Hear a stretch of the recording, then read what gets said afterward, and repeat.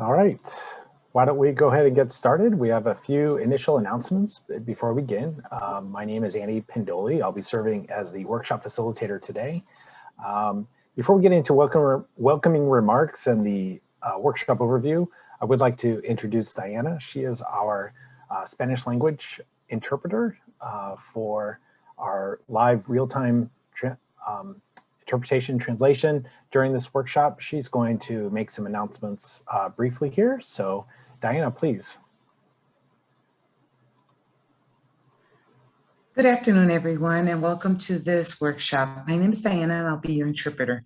In order to provide language access, this meeting will have simultaneous interpretation from English to Spanish.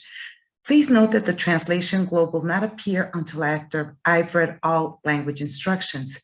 Therefore, we are asking that everyone joining us for this event, please select your preferred language to facilitate hearing presenters and participants clearly and to prevent technical glitches or interference occurring between the two language channels when one is not selected.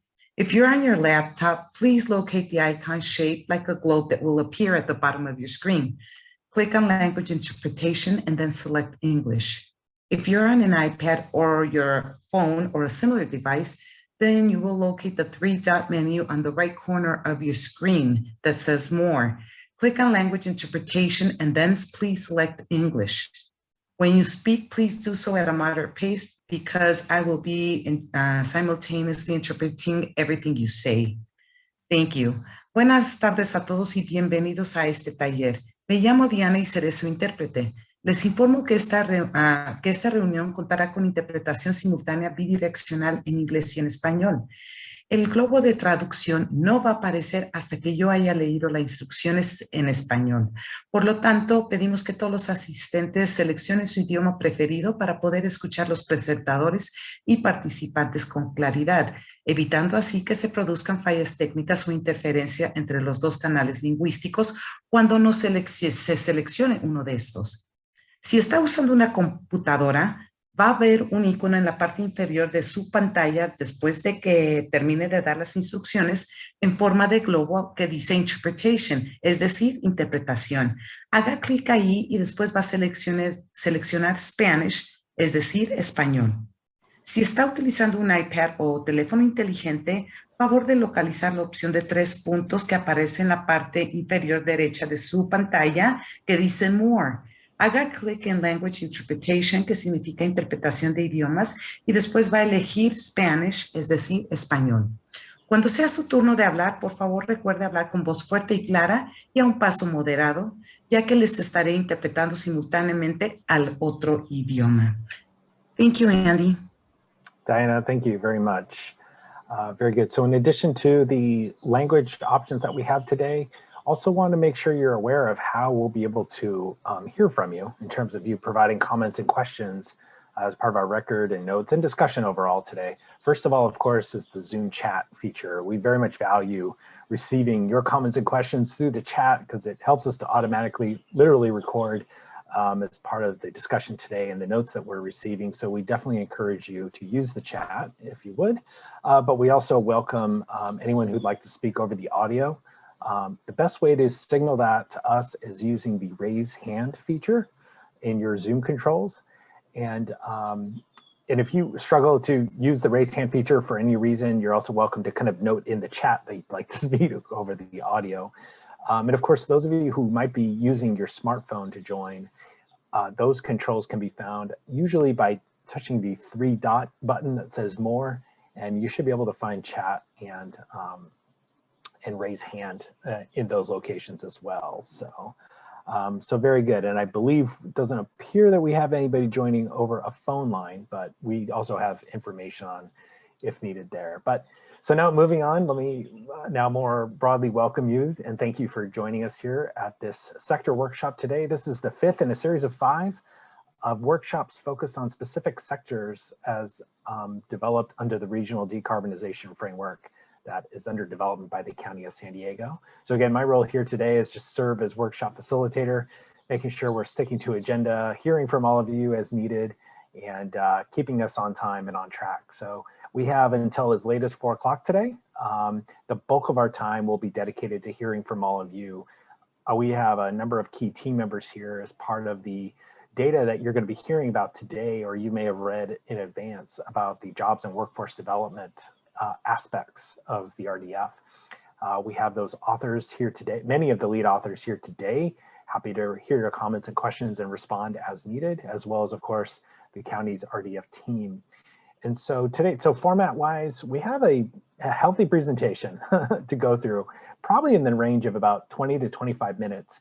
And we'd like to have our presenter go through all the slides in their entirety. There is a fair bit of information to take in. We recognize that. We'd be happy to go back to any specific slides if you would like to hear more about them as we move into the discussion period with you. So, so just let us know later on if you'd like to do that. So again, that'll be our format: first 20 to 30 minutes of presentation, and the rest of our time with you to hear your thoughts and ideas. We have some questions for you as well, by the way, to help spur the conversation with everyone, which usually isn't always necessary. There's always a lot of folks here attending with a lot of thoughts and ideas they want to share, which we welcome.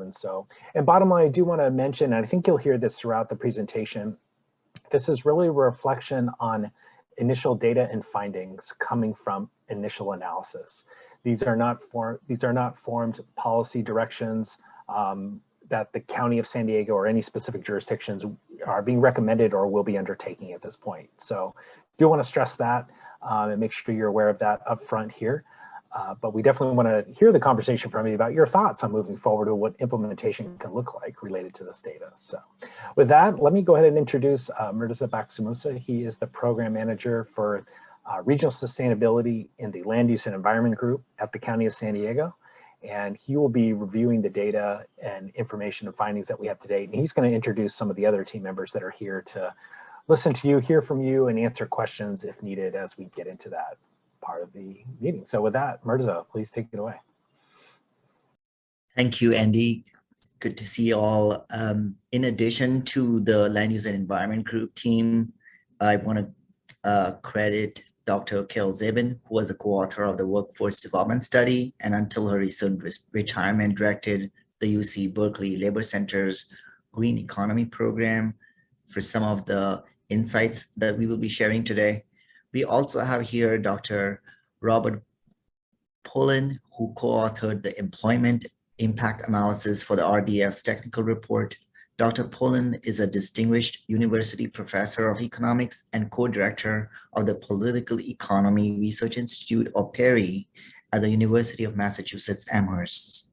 He will be joined by Dr. Jeanette Wixlim, who is an associate research professor at the same institute and was jointly co-author of Just Transition studies across the United States, several states in her bio, as well as a recent study on South Korea.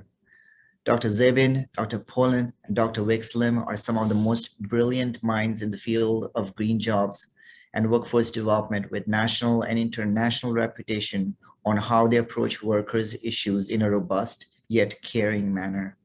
They have collaborated with each other and provided invaluable contributions to this RDF project and will be available to answer questions.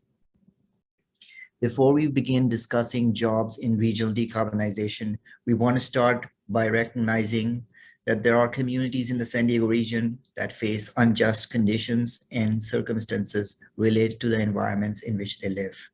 The tribal nations of the San Diego region are an example of one community that has historically faced such impacts.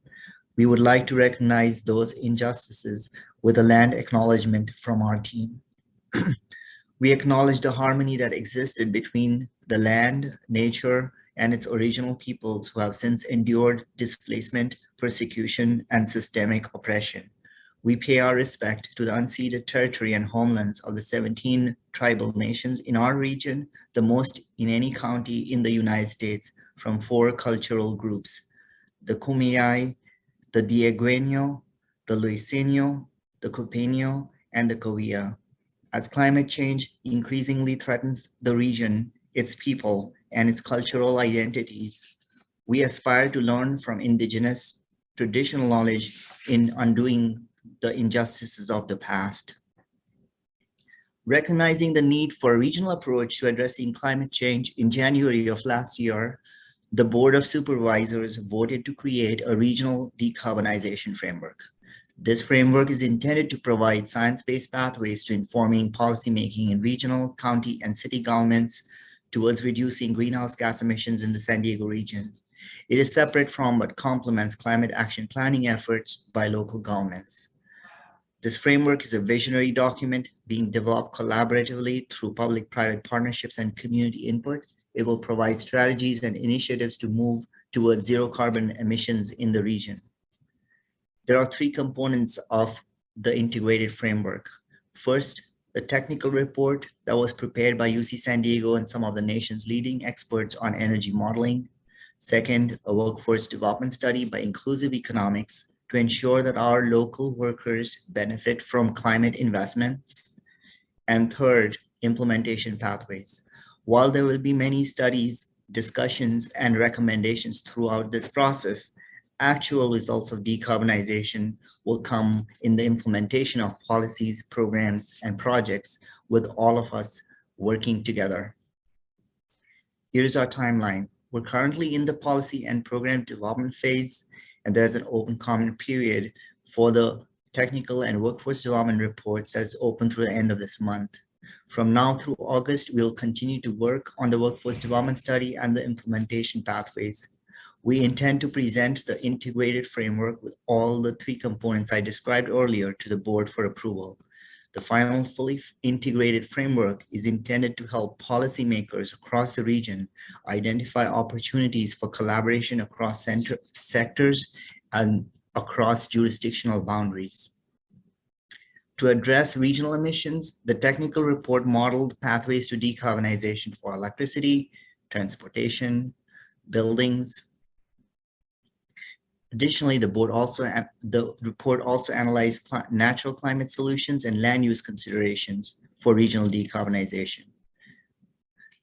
This presentation will focus on employment impacts of decarbonization, as well as workforce development strategies to ensure that our local workers benefit from this climate-induced transformation of the regional economy. There are numerous high-level takeaways from this analysis.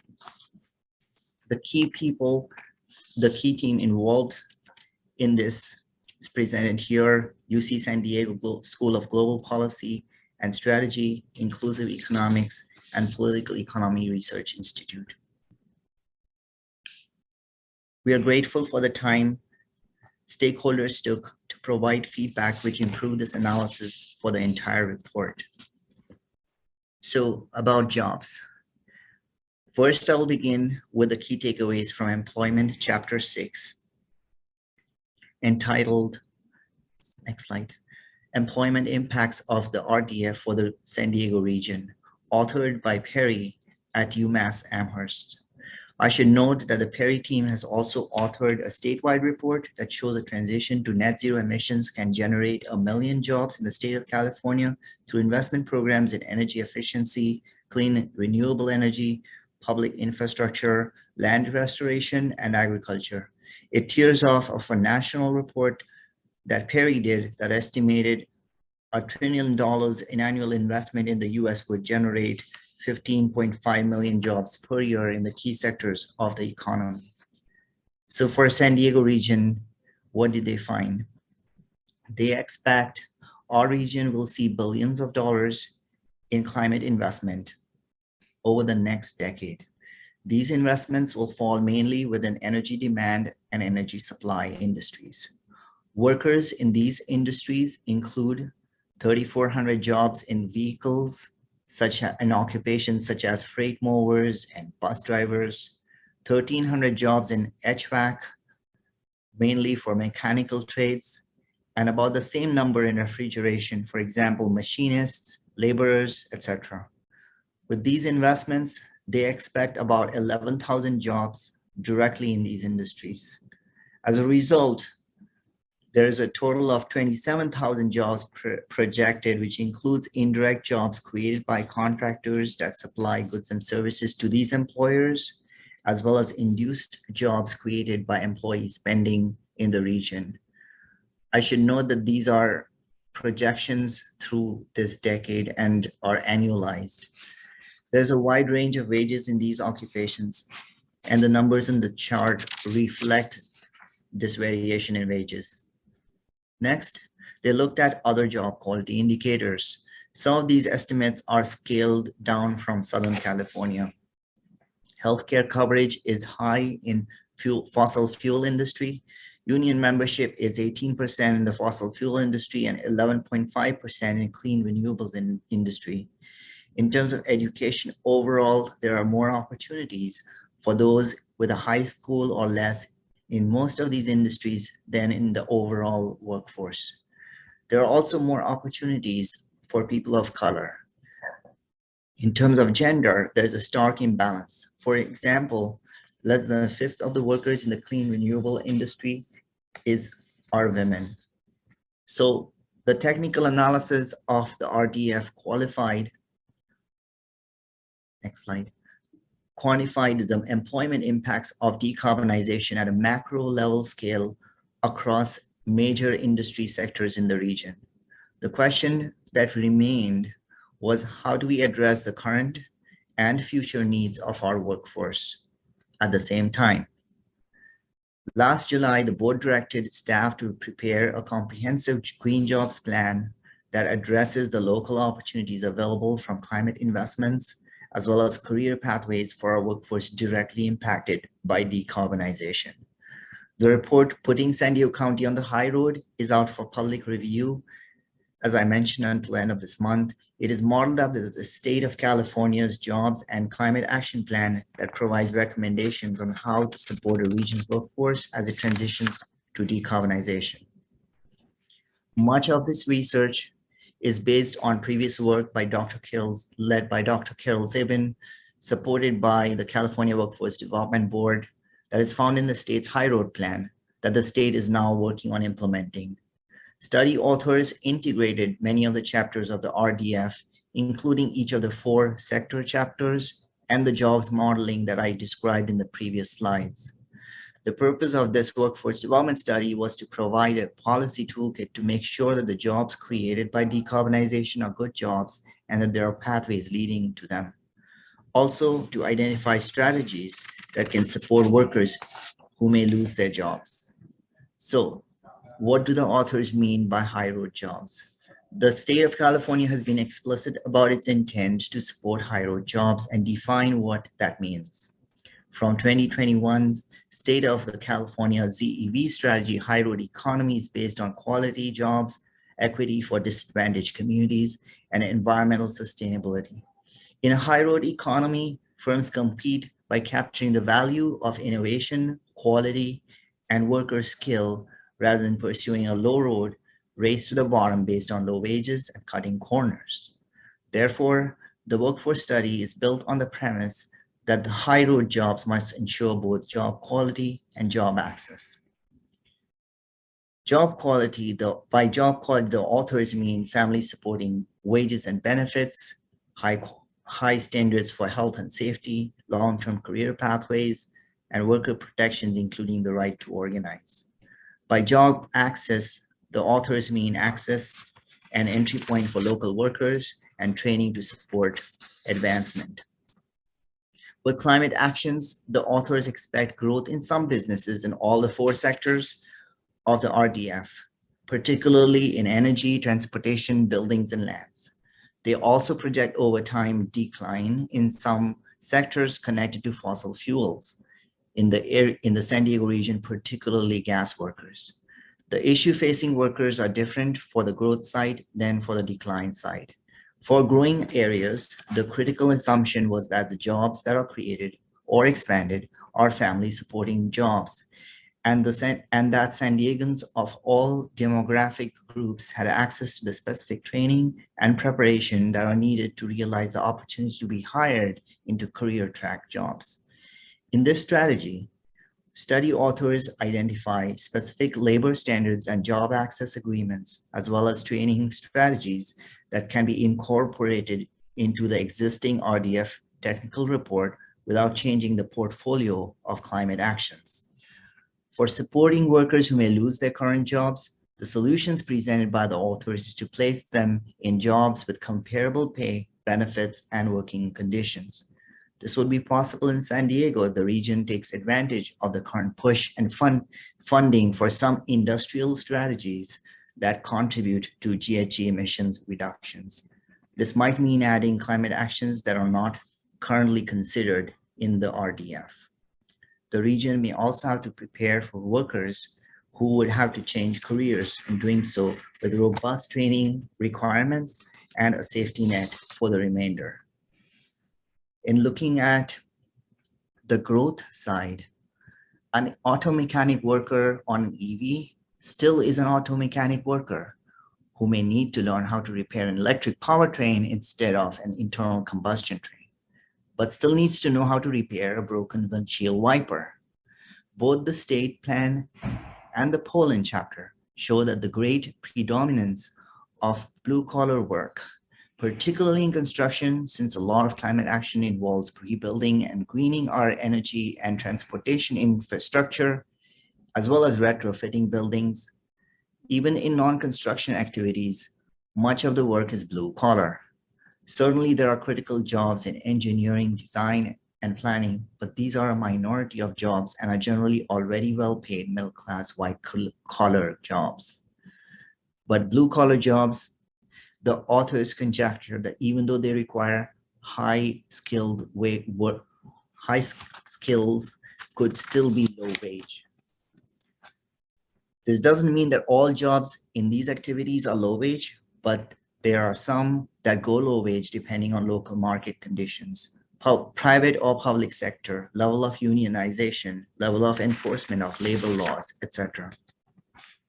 Now, construction happens to be both a really important industry for climate action and one that could go either high road or low road, with an especially well-developed set of laws, practices, and training infrastructure, which, if used correctly, could lead to middle-class careers and well-trained and extremely productive workers. Consultants that worked on this study recommend that construction-related policies that have being utilized elsewhere include project labor agreements with targeted higher skilled and trained workforce connected to state-approved apprenticeship programs, prevailing wage requirements, and responsible contractor standards. Consultants also suggest non-construction industries don't have as well-developed policies or training infrastructure.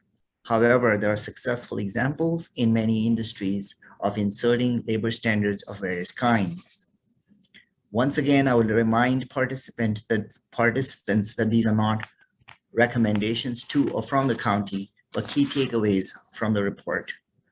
Study authors conclude that with intentional policies and strategic capital investments, climate action can protect and increase good quality jobs as well as access to them.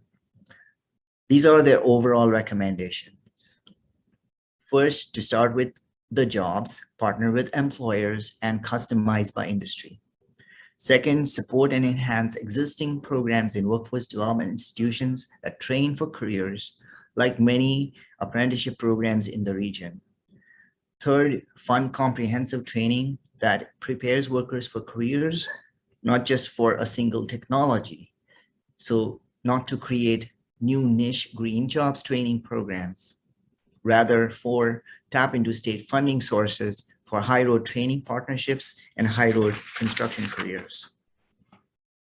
The authors also provided a crosswalk between consultants' recommendations in the technical report, and I went over the entire team there and the relevant workforce development recommendations.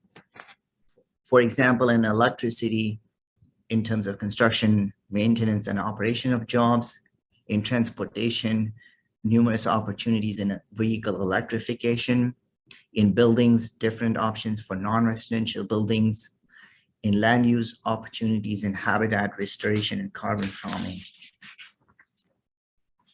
Now, the Perry team projects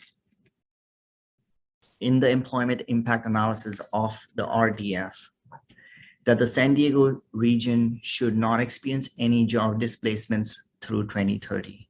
This is because the rate of attrition by retirement is close to the rate of job loss. The analysis also assumes a smooth transition, which would be workable as long as that is a policy objective and that there are no episodic or large-scale layoffs. This will require public and private partnerships to make this happen. Between 2030 and mid-century, the Perry team projects a 75% decline in fossil fuel jobs. So now we get to the truly challenging question that was posed to inclusive economics. How do we support workers at risk of job loss from decarbonization? The inclusive economics team came up with an encouraging answer.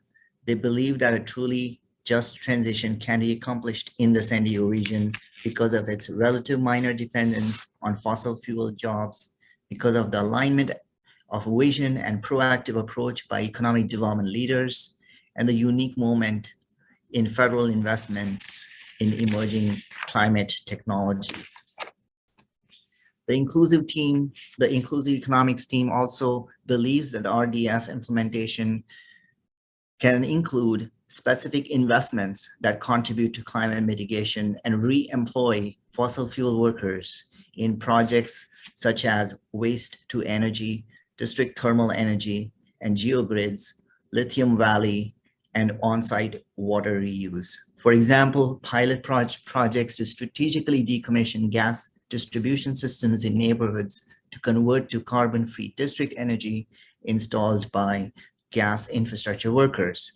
The US Department of Energy suggests that district energy systems could expand nationally from 17 today to 17,000 in 2050.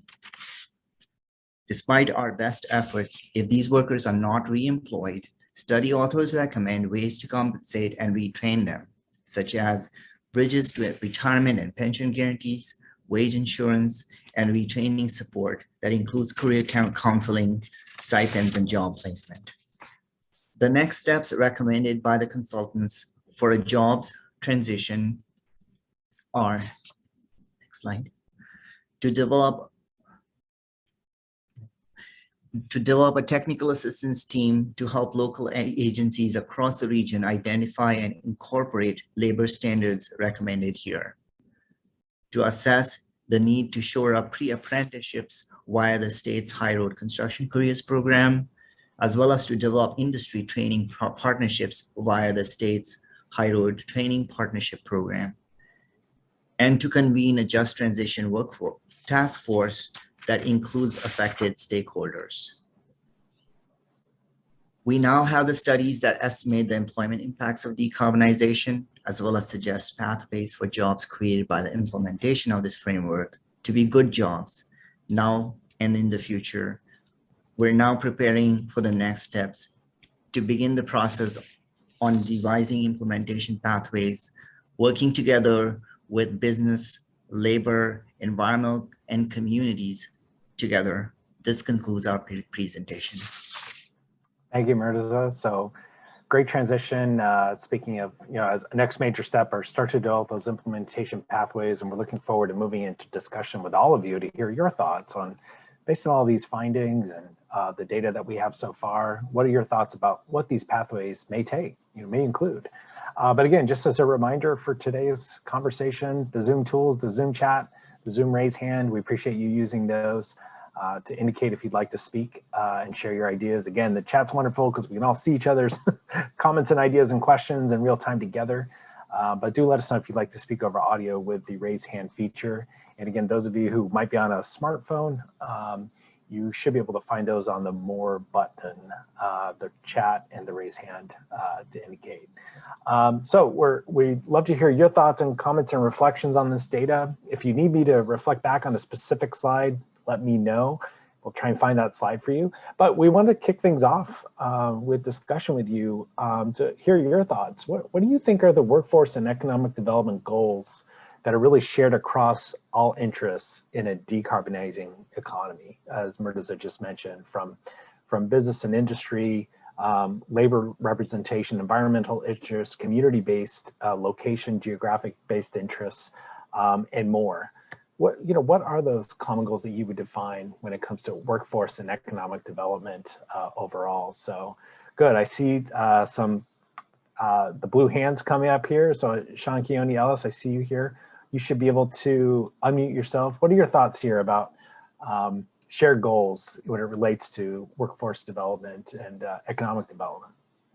Awesome. Thank you very much, sir. And once again, familiar faces. Hello, everybody. Hope everybody's having a beautiful day. I think some of the shared common goals that my brothers and sisters in the environmental movement and also my brothers and sisters in the labor movement is really to create jobs and find solutions to the climate crisis, right?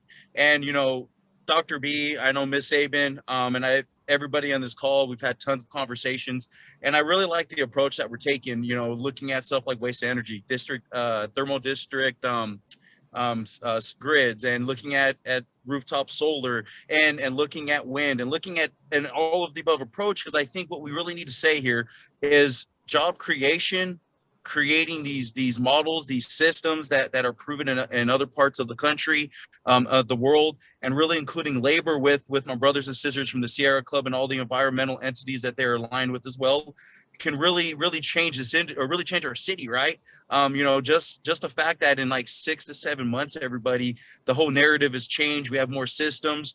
We are not only doing what we're doing 6, 7 months ago, but we've added so much more. And so I think the common goals we all need to talk about are jobs, and jobs, while providing the ability for these industries to green. Because, hey, I'm a United Association. I represent fossil fuel workers, natural gas workers, the greatest plumbers ever to exist. And, we live here too, right? I got 3 little kids that want to live in a beautiful world. So, we're here ready to find solutions.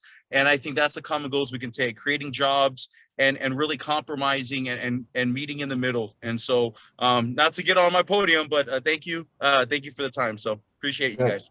Thank you very much, Sean Keone. I appreciate that. Yeah, absolutely. And would thank you for those reflections. And, I appreciate the examples too. I know Corey Ellis, thanks for the example. You've identified an example in the chat here of as you described, a just transition example. So thank you for that. We welcome those ideas coming from other areas as well. So good. Let's see, Carl Allinger, I saw you next, and then we'll go to Maxie. So Carl, you should be able to, welcome back, Carl. What are your thoughts here about kind of shared goals when it comes to workforce and economic development? Yeah, thank you. So I want to reinforce what Sean just said. We're really excited that labor has gotten involved with conversations. We're really excited that the county and, I want to say the city has gotten involved with bringing labor to the table. We're hoping that other cities around the county will be doing that as well. This is going to be a big lift, and we can't expect any one of those entities to do this alone. And that's the whole spirit of the RDF, is that we all work together. So where there are, small opportunities combined together, those are large opportunities. And, Sean just mentioned rooftop solar.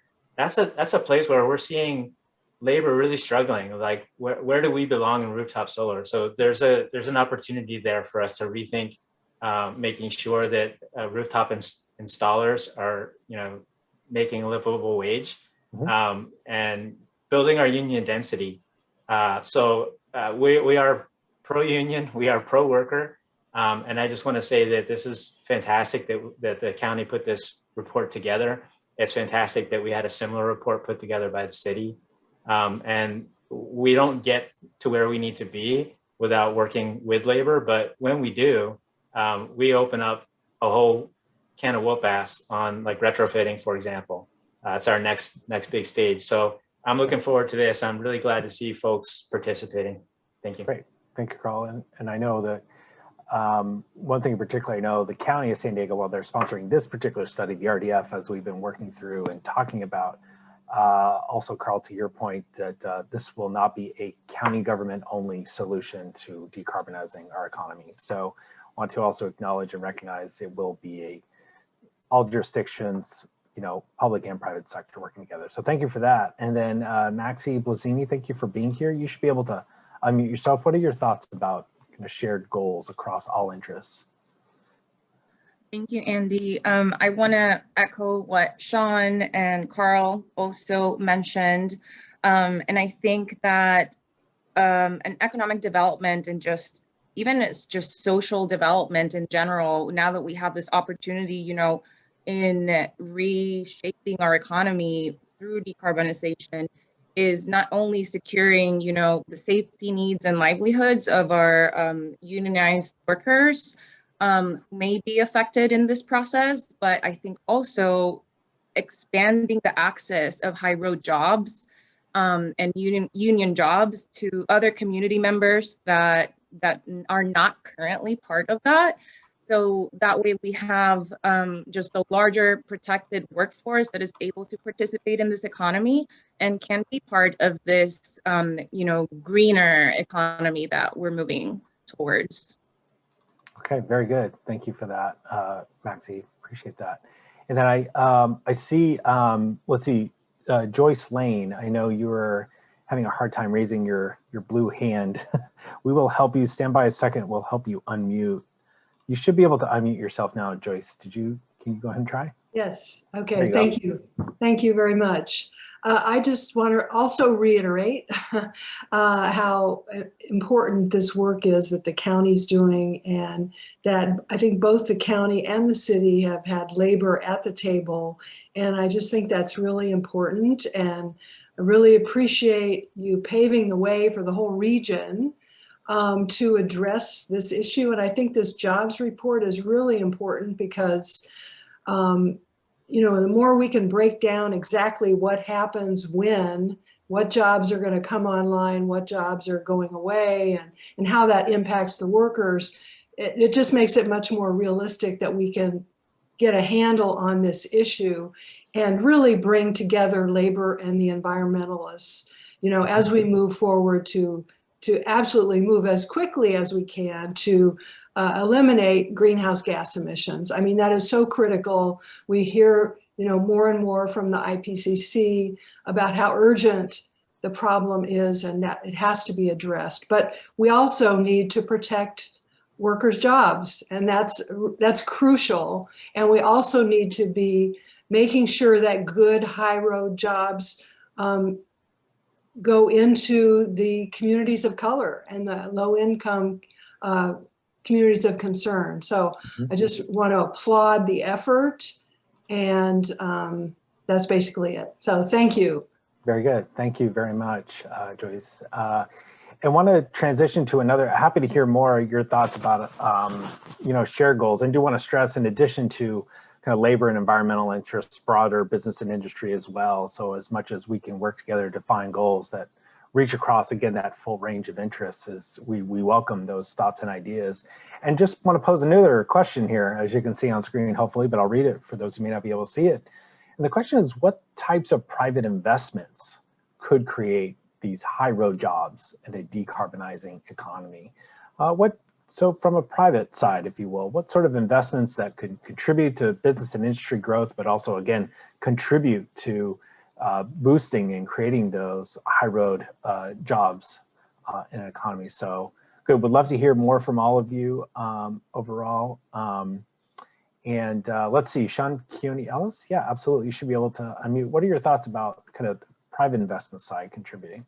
Oh, absolutely. So, I mean, look, I had the privilege, right, as a labor organizer to attend a legislative conference in DC, right? And just as a quick example, more for my particular membership here in San Diego and where we want to go as an organization, as an example of hydrogen, $8 billion right now sit and ready for application to convert systems into hydrogen. So, corporations like SDG&E, companies that build these systems, investors that build these invest in these systems to create that business model. We really need to think about looking at what ways that we can convince them to green. What ways can we create business models with good provisions for labor, good regulation for our environmental brothers and sisters?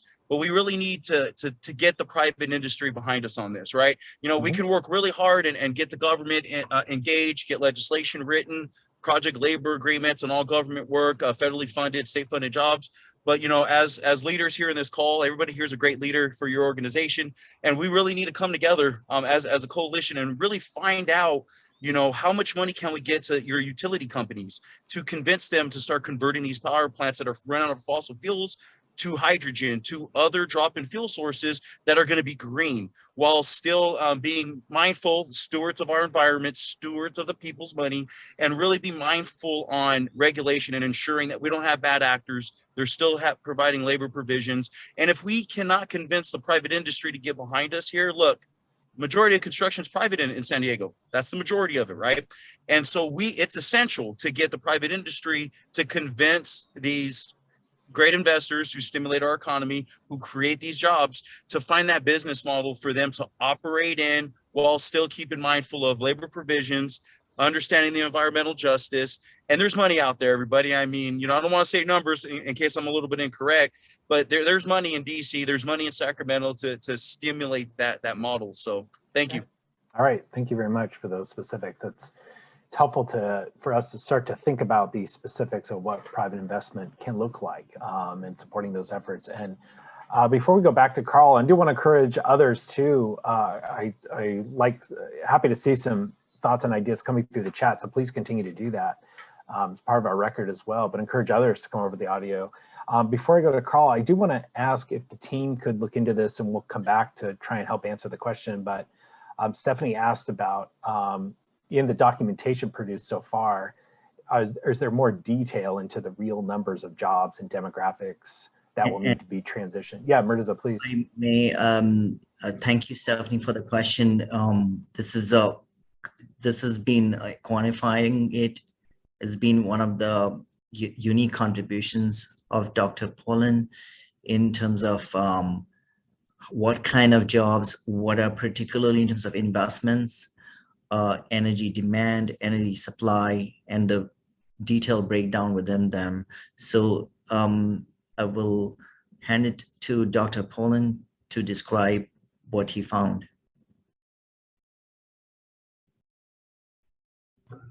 Thanks very much, Murtaza. This is an excellent presentation, and the discussion is really stimulating, and it's great to hear. So first, I want to give credit where credit is due. We didn't build the model for the investments. That was from Dr. Williams and Dr. Jones and their collaborators. That shows a pathway through which, can you hold a second?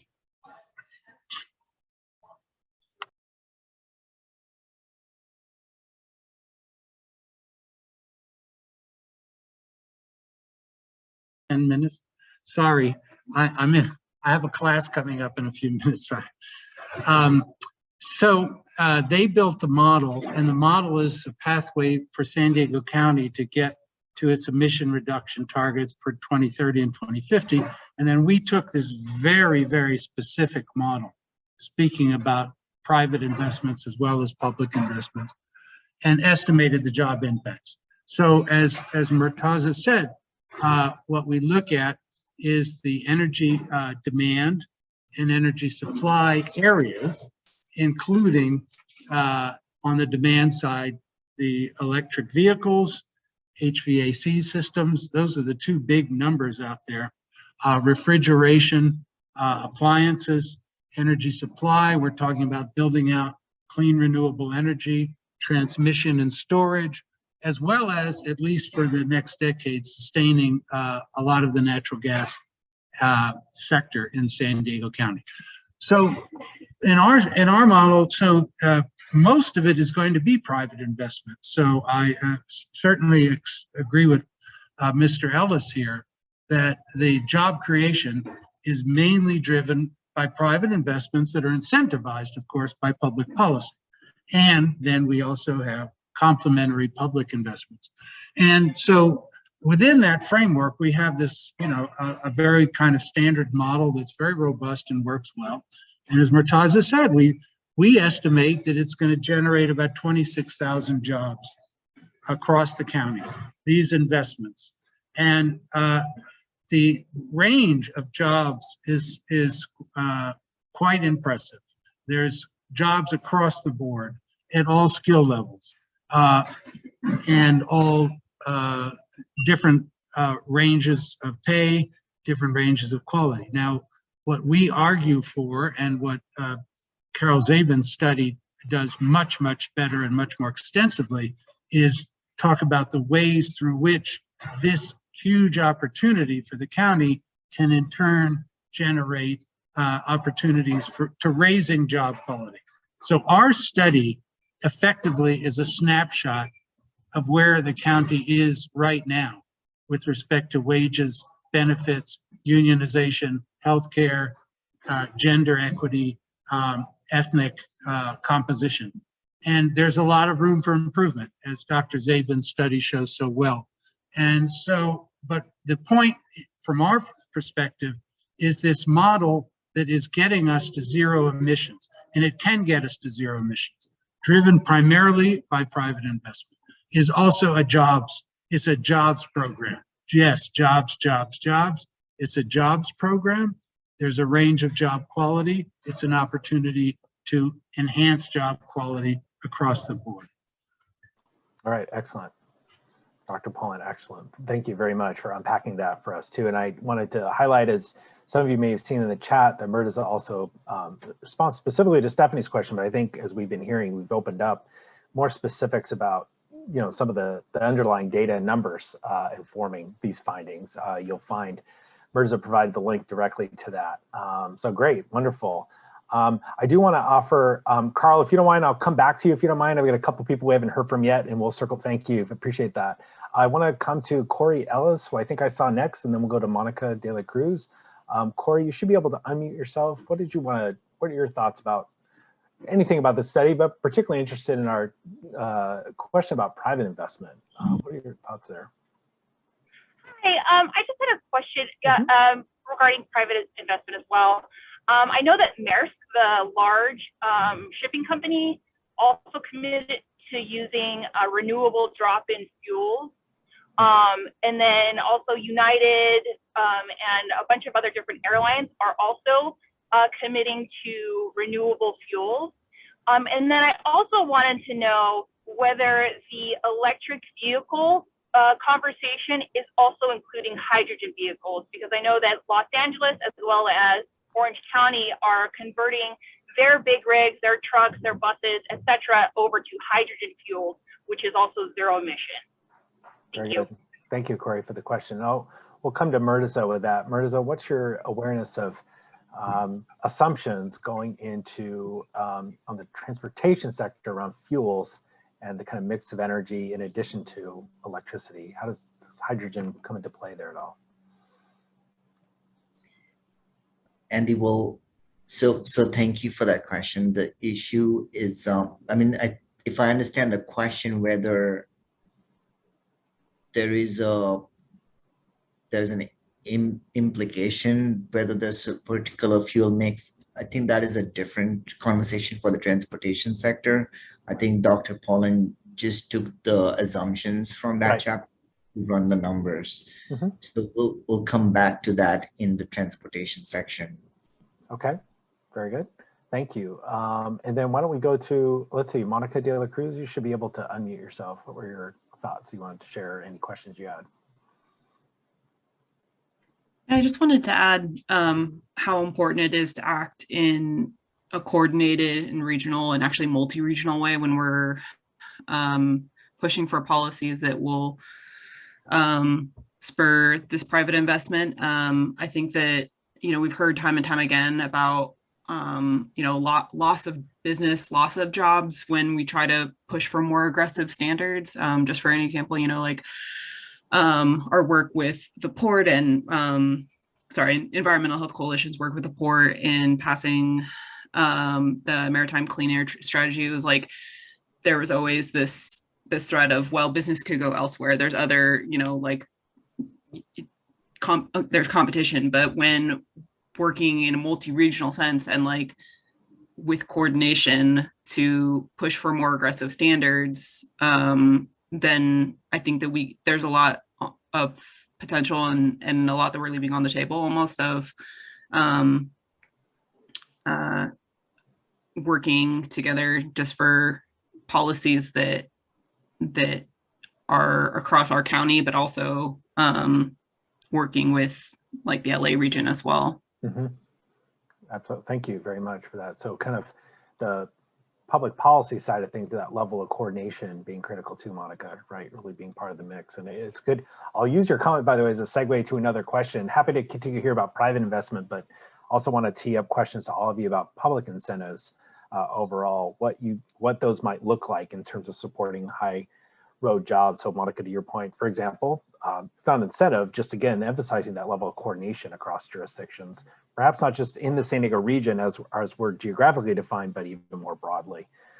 So thank you. I know it's probably many of you here know, of course, we are part of a mega region with the Tijuana region as well. So a very significant economic region in that view.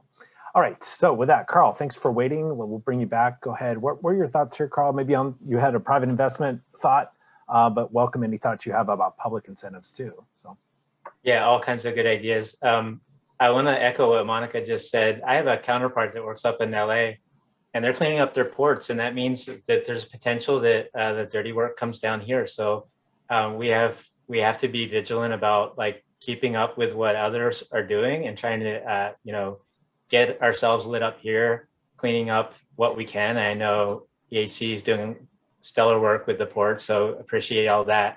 That's transformational work that we have to do there. So those are jobs. I wrote down 3 notes for the previous question. One is dual piping. So, I saw stuff in the report, and I know there's been work going on in Northern California. I'm hopeful that we get this going down here too. Right now, it's not even legal. So we need to work on water reuse here in San Diego, get some quick rules changed, and start really getting our workforce working on water conservation through dual piping. Community solar. That was on a call that I was just talking with Monica about right before I got here. And that is that renters cannot take advantage of solar. And we have a new CCA that's on board now, 2 of them now in the region. And they will be able to start really building out community solar. And that's potentially private investment, individuals who are renters who pay a little bit more money to help invest in solar, but they need the space, they need the projects to be able to invest their money into. So that's a fantastic way that we can get the workforce on high road jobs, because that community solar is not going to be one small roof at a time. It's going to be maybe big parking lots. Maybe we get a pipeline of work going through the CCA. And then finally, retrofitting. I keep coming back to this, but I don't want our union brothers and sisters to be locked out of retrofitting. I want them to be the core of what happens with retrofitting. And policy's not there yet. Policy doesn't demand that when people retrofit that it will be high wage jobs. In fact, it's more likely it will be the opposite, that folks will call up, a random contractor, and that person will try to expand their workforce with low wage jobs. So we really need to intervene early and say it's important that the workforce be paid well, that they be well trained, do these jobs right. The energy efficiency that Monica talked about in a previous call about how critical that is when you're starting to put adapt new technologies into a house. You got to start with the energy efficiency and an energy audit, making our buildings electric ready. That's something that I think IBEW is well positioned to do versus an individual contractor. So there's a lot of fantastic opportunities. I think this question 2 and question 3, they're like a blur for me, because policy is going to help make sure that the private investment is also working directly with high road jobs. Okay, great, Carl. Thank you for all those details. It's good to have a lot of specifics helping us through. So Sean Quiñones, please, what are your other thoughts, building on this conversation and other perspectives you wanted to share? Awesome. Thank you so much. These high road jobs already exist. And, when we look at like the solar industry and the wind industry, right, they've had everything from incentives to not being taxed. And that's why that industry grew so quickly. And so we really need to start talking about what I always say in all these meetings is our baseload energy. Are we going to meet it? What are we going to do about the duck curve? What are we going to do when the sun and the wind isn't operating, right? Because it does happen. And so we need to talk about if we're going to incentivize these private industries to start to quickly change because we need them to, right? So if we're going to ask them to do that, we need to start doing the same of stuff that we're doing for solar and wind, for hydrogen, for biomass, for all these other items that is on the decarbonization framework. And we got to have these talks and start pushing that agenda. You know, we all live here in San Diego. You get the knocks on the door and you got that wind and solar, that solar installer saying, hey, come and sign up for us. And we're going to put the panels up there and you're going to be putting payments for X amount of years. And a lot of people are doing it. And effectively what happened in that industry is it moved so quickly that unfortunately labor, we have a lot of space that we're in, they were unable to get there in time to start to unionize. And now they're kind of running at full speed and doing a darn good job at it. But before we start to move forward, I feel, and this is my opinion and my organization's opinion, we got to be extremely mindful about project labor agreements. If these new green industries rise, there needs to be labor provisions, because if there isn't, you're going to have the same thing that my brothers and sisters at IBW are working so hard to fight against, are these low jobs at $20 an hour for these new solar industry companies that are rising. And they're doing a great job battling it. And I love the IBW and what they're doing. But as we move forward in other projects, like Dr. B said, you know, we're going to have to start thinking about new systems that are not even currently on the framework, that it will eventually become the way we hopefully do business throughout the country. And I don't feel that if a fossil fuel company is going to start converting their systems, SDG&E is going to start converting their systems, then you need to have project labor agreements, working family ordinances. You need to start really genuinely putting paper to pen to help out communities that look like me, Pacific Islanders, that look like Mexicanos, Latinxes, African Americans, etc. We need to actually put pen on paper and make sure, if we're going to tell these companies, hey, we will help you to convert your systems because we care about the climate, we also need to put pen and paper and say, hey, these vulnerable communities, these communities of concern, we need provisions to get them that opportunity to the middle class that, you know, my great organization gave me coming out of Los Angeles. So thank you, everybody. Excellent. Thank you, Sean Keone-Ellis. And I know, I appreciate hearing that. And I know those of you who've been part of this process for RDF, and I know in many other aspects of a decarbonizing economy, talking a lot about, you know, not just broader effects on the workforce and job growth, but also on, of course, on communities of concern and with an equity focus. So, but Mirza, did you have some reflections you wanted to share, or perhaps others on the team? And as Mirza, as you're reflecting, I want to offer up another question for the whole group, you know, really kind of transitioning from what Sean Keone was just mentioning here from a kind of an equity lens overall, you know, what this should look like, you know, for us moving forward when we decarbonize the economy. But Mirza, please, what are some reflections you had or wanted to share back?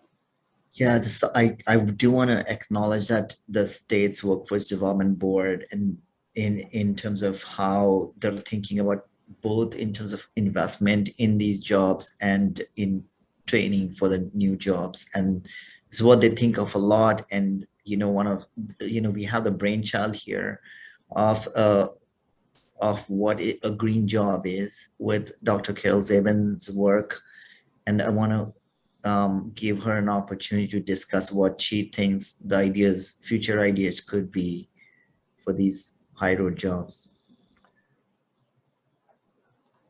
Dr. Zabin, are you? Yeah, I'm not sure what you're asking me to answer question 4, or I'm not sure what you're asking me, Mirza. I'm sorry.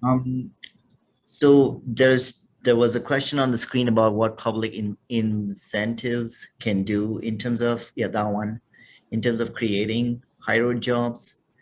And I wanted to ask you this question about what your thoughts are. On question 3, okay.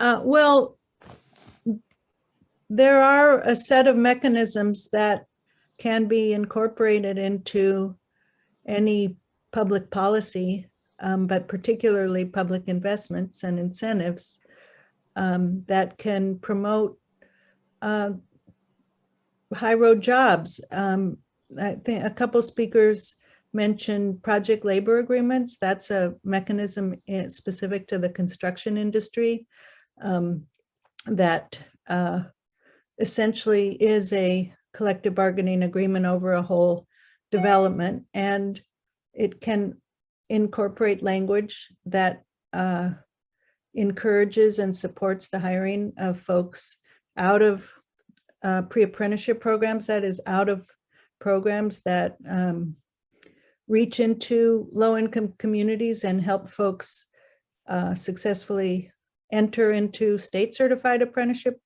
programs, which are mandated when there is a public works, a project labor agreement. So it kind of gets into the weeds real quick about how all these things work. And there's folks in the audience that live this every day.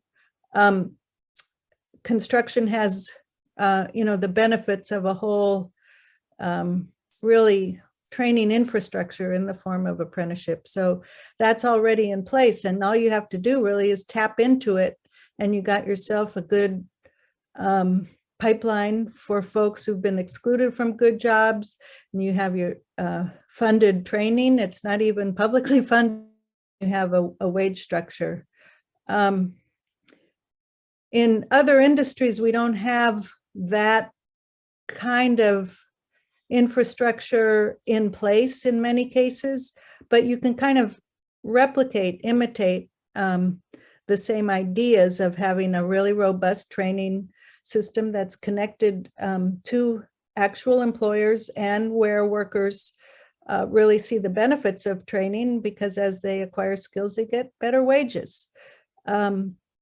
So there's, what we do in the report is kind of look at every decarb strategy and say, okay, well, what jobs is it going to affect, and what employers are involved, and how do we support employers who invest in their workforce?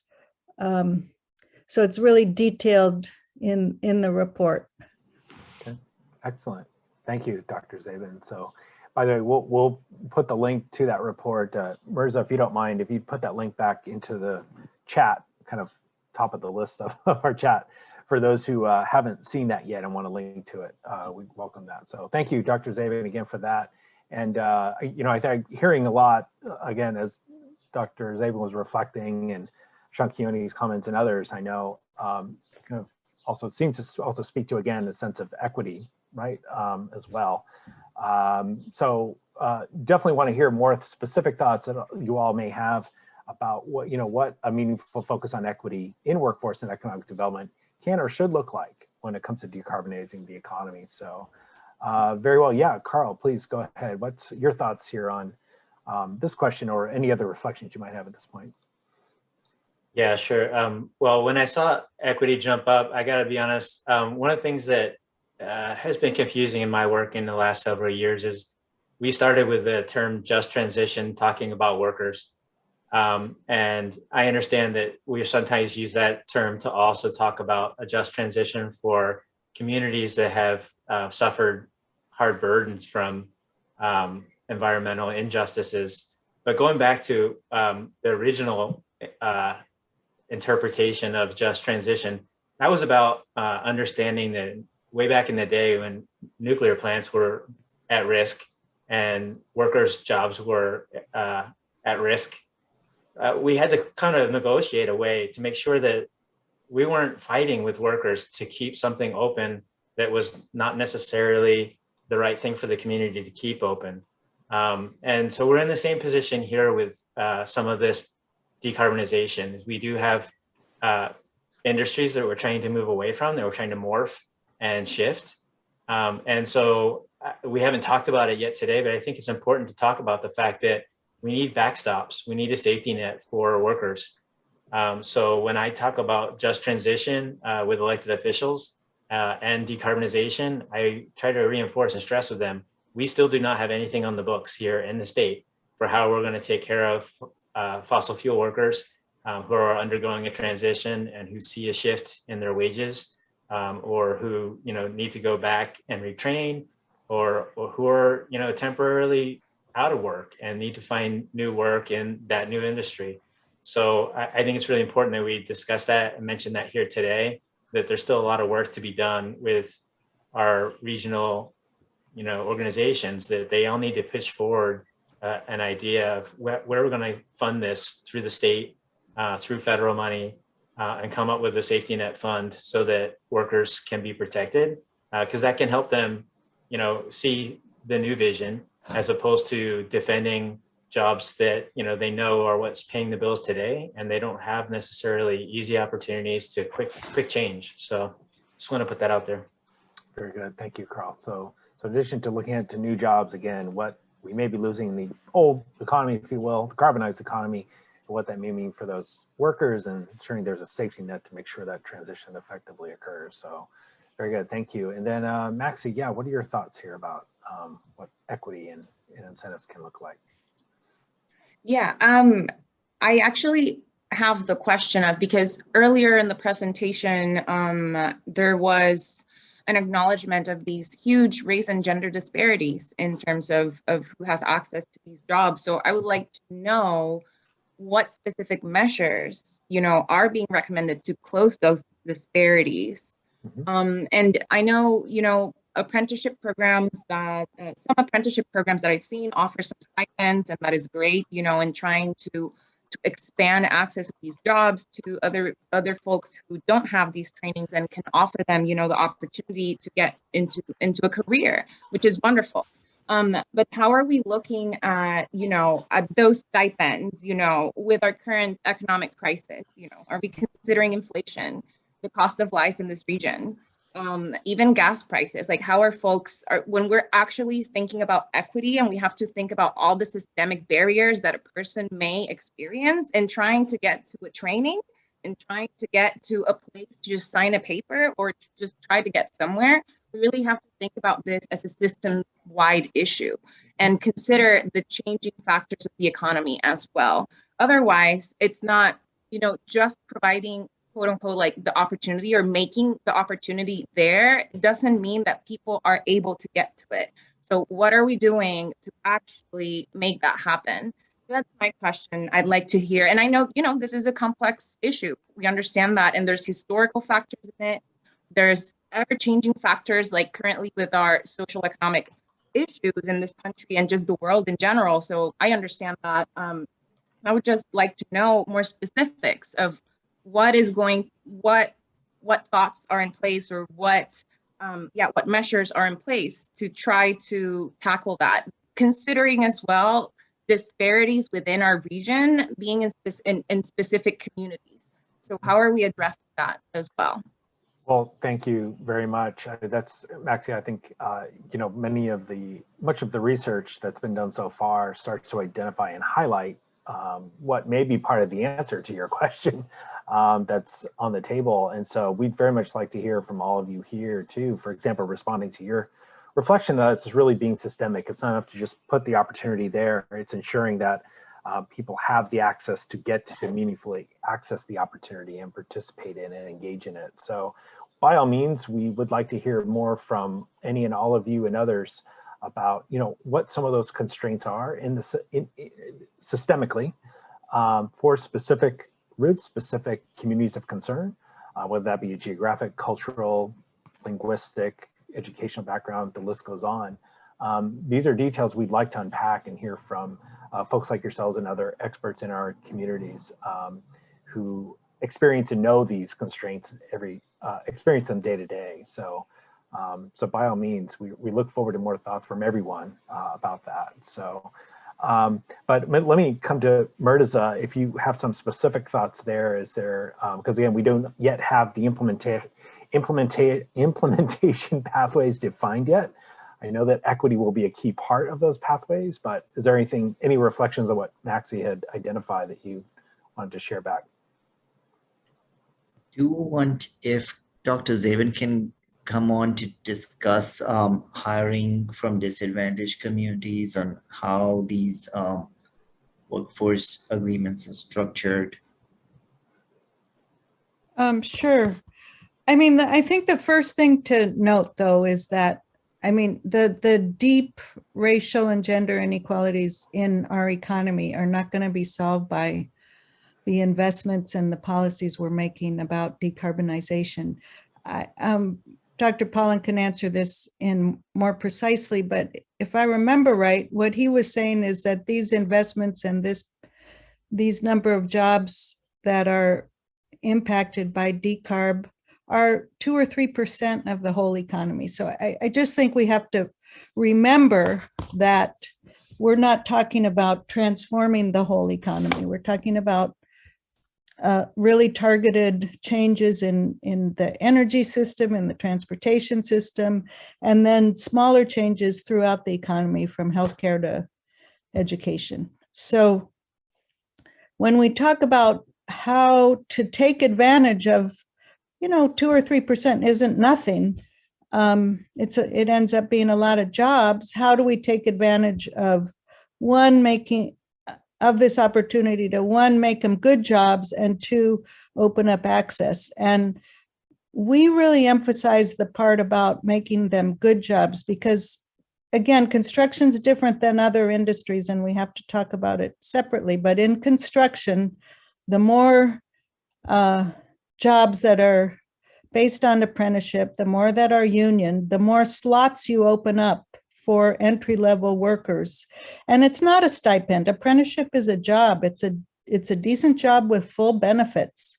So it shouldn't be considered a stipend. The pre-apprenticeship programs that help people get into apprenticeship are short-term. They're usually like 12 weeks or something.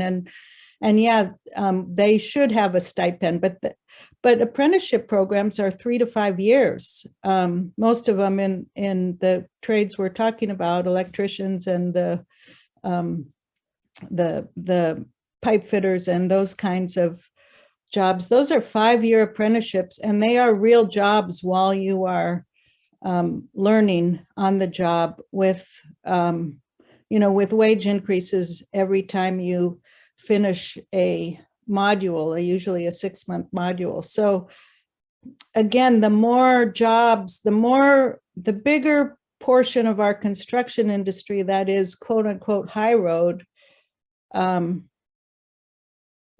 more you can open up opportunities. And there really are established pipelines with good pre-apprenticeship that works in terms of getting folks who have been excluded from good jobs into these careers. I'll stop there, and I could talk about the non-construction sectors too, but it's sort of the same story. Okay. All right. Thank you. Thanks for adding that detail. I think everybody here appreciates hearing a little more specifics, unpacking some of what we've heard in the slides earlier. So thank you, Dr. Zabin. We may come back to you again. So thank you for being available. Let's see, I wanted to acknowledge too that Corey had a case study, I'll call it, from the Department of Energy around regional clean hydrogen hubs, and that can be an example of what a transition opportunity can look like with a specific energy source, for example. Carl, your commentary, kind of supporting Maxie's points, and transportation being a barrier as well. Again, coming back to, I know long-running conversation, many of you were in this space as well about our transportation system, our mobility system overall in our region, people being able to get to the good jobs, as if you will, if I'm not understating it, doing it due justice. So continued that conversation there. So, Dr. Wick Slim, was there anything you wanted to kind of add to the mix that kind of reflecting on these comments? You should be able to unmute yourself now.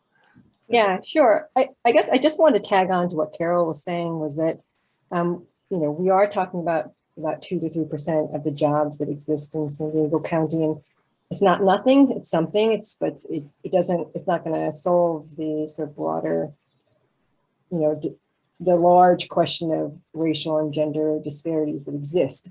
However, I think that what I think is useful about sort of the breakout that we did in the technical report, and looking at the jobs that we anticipate would be created by the investments that would get San Diego County to net zero, is that you see in those numbers the kinds of disparities that exist now. And so it can give us sort of what to focus on, like the fact that there's such a gender disparity in the jobs that exist that would be generated by these investments. That's a real important question to be very focused on. And then also, if you look at the types of jobs that have high concentrations of, say, white men, where the pay is quite good, and then you see other groups, other racial groups, Black or Latinx, those groups having higher concentrations in the lower paying jobs. Those numbers give us a picture of what to work on, and maybe a way to just really think about this question about addressing equity issues is that this is an opportunity because so many actors, so many people invested in creating a clean economy are focused on what kind of jobs are being created and who should have access to those jobs. This is a real opportunity to really put into practice things that we know work, but also dispense with things we know don't work or need to be ramped up in a much stronger way. I think a policy that's often not talked about, but that should be talked about is affirmative action policy, something that is part of our toolkit, but we don't, it seems like broadly speaking, affirmative action policies are not hot topic.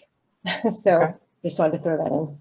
Very good. Thank you very much for that. So thank you, Dr. Wixlam, and again, everybody to this point, a lot of good insights and information from, again, our local context and reflecting on these questions we've been posing, the data that's been presented today, thinking about what this means looking forward. Again, we're really taking this now to really, tremendous amount of data that our researchers who are here today and others who aren't here today have helped to put forward, and how we start to shape this into implementation pathways is really valuable. So thank you all. So just as a brief, not that I'm ending the conversation, but I do want to, related to kind of next steps, I just want to take just a couple minutes to, speaking of which, is to talk a little bit more about what next steps will look like.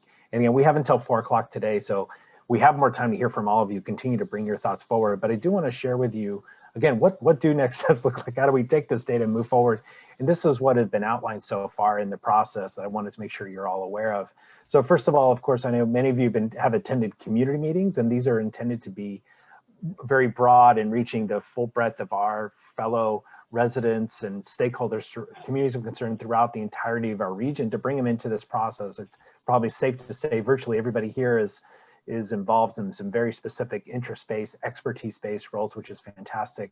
We appreciate your help in helping get the word out to bring folks to more of these community meetings that we try to really gear towards broader community education and engagement, very much so. So we have the next one coming up on May 17th, so just under 2 weeks from now. Please do take a look at the project website and help to spread the word related to that event. And then, of course, we've had these sector workshops. Here we are today in our 5th of 5. These have been tremendous amount of data and findings we'll be able to pour over. Many of you have attended multiple, if not all of them, so we thank you for that. We also have a speaker series we're anticipating, and we anticipate this, we're saying early to mid-summer. We had some placeholder dates, and we're now, again, still exploring more specific dates based on potential speakers. So stay tuned on more specific dates with those. Please make sure you're tuned into the project website, which you see now. Joey Nielsen posted in the chat. And as soon as that information is posted, you'll learn more, and make sure you're receiving email updates from this study. But I also want to note the direct engagement meetings and presentations where the RDF team is able to meet with groups who are not able to fully attend these sorts of workshops. Those are happening ongoing and as requested and as needed.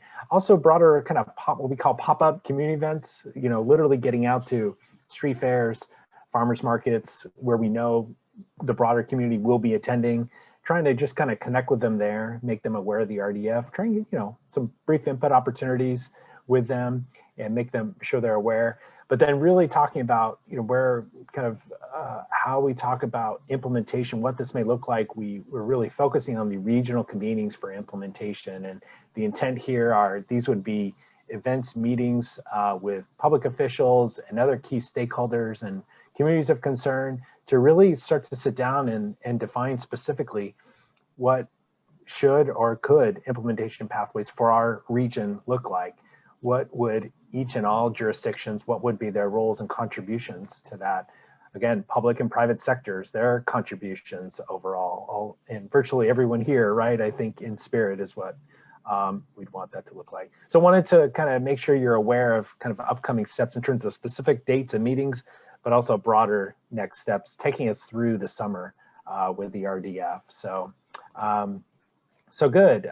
With that, again, we have additional time here. We have until as late as 4 o'clock.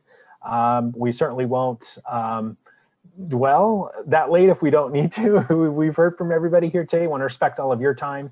I'm sure you've got more you can get done today before the day wraps up, but we do still welcome any comments and conversation you wanted to ask. If you'd like to ask specific questions of the wonderful experts we've had convened here, and again, just reflecting back on our discussion questions here today, again, related to public incentives, private investments, overall, those broader shared goals that you think are really representative of what we all collectively are aiming to achieve when it comes to workforce and economic development and a decarbonized economy, and certainly not the least of which, again, with an equity focus, what that can continue to look like. So any final questions or thoughts anyone wants to offer here? I'll go ahead and call it. Yes, Monica, please, you should be able to unmute. What are your thoughts here? And before you speak, Monica, I do want to just emphasize everybody, yeah, please do. If you have any last thoughts or comments or questions, please put those forward now. We want to make sure we hear those before we wrap up today. So,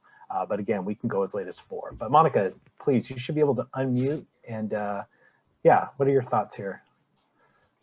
Just getting back to the questions of equity and some more targeted workforce development, I'd really like to see more incentive programs integrate that in the policy, like from the start. Basically, if there's incentive dollars, this is, we're starting to put large public budgets into, a lot of private contractors and companies, outside of the construction area that, we need to raise standards for what we're asking of them. If we're going to put money into EV charging, and okay, there needs to be workforce development and funding for partnering with CBOs. I'd just like to lift up the example of solar on multifamily affordable housing, the SOMA program. It's statewide, and $1 billion over 10 years, and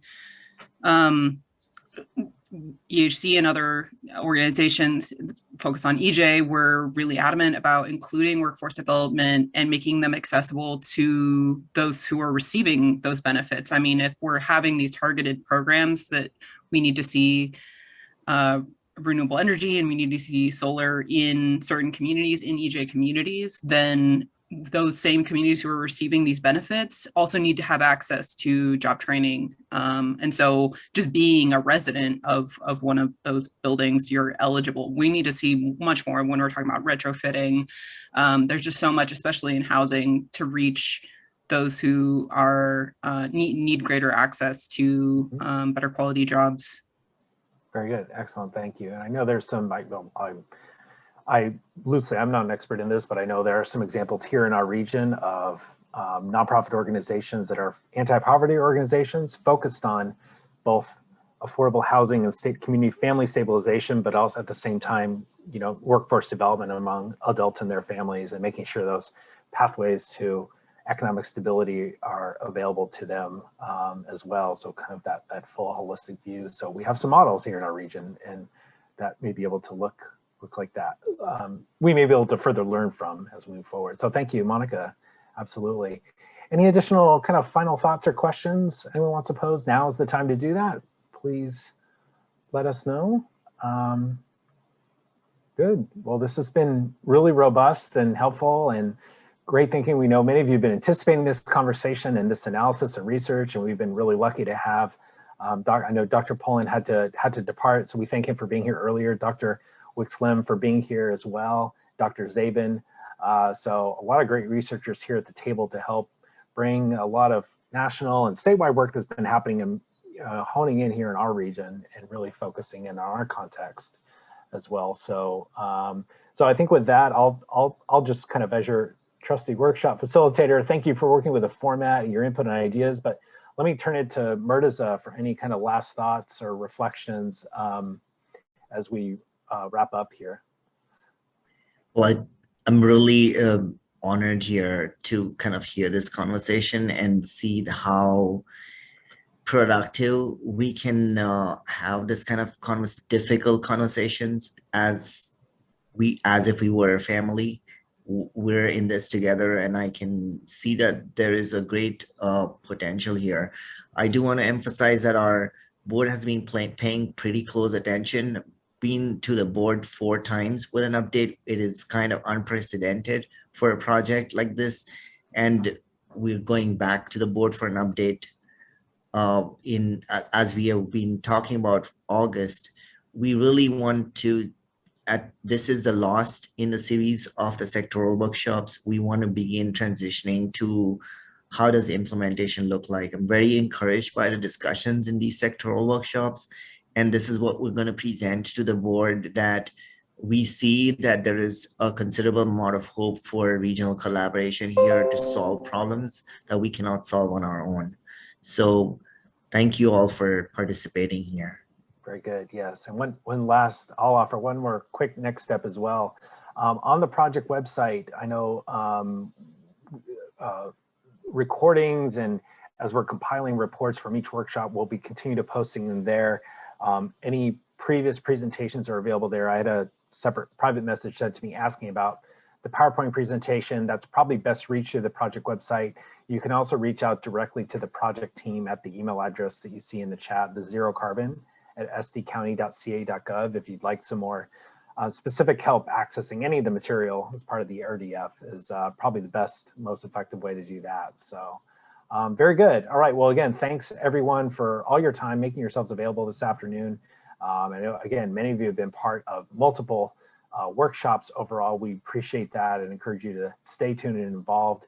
And with that, we'll sign off. We'll let you get back to your afternoon. And we do encourage you again, encourage everyone to attend on May 17. Again, the broader community, we really want to encourage their participation. So thanks in advance for your help in doing that. And otherwise, have a great afternoon. And we'll see you again at our next meeting and event. Take care.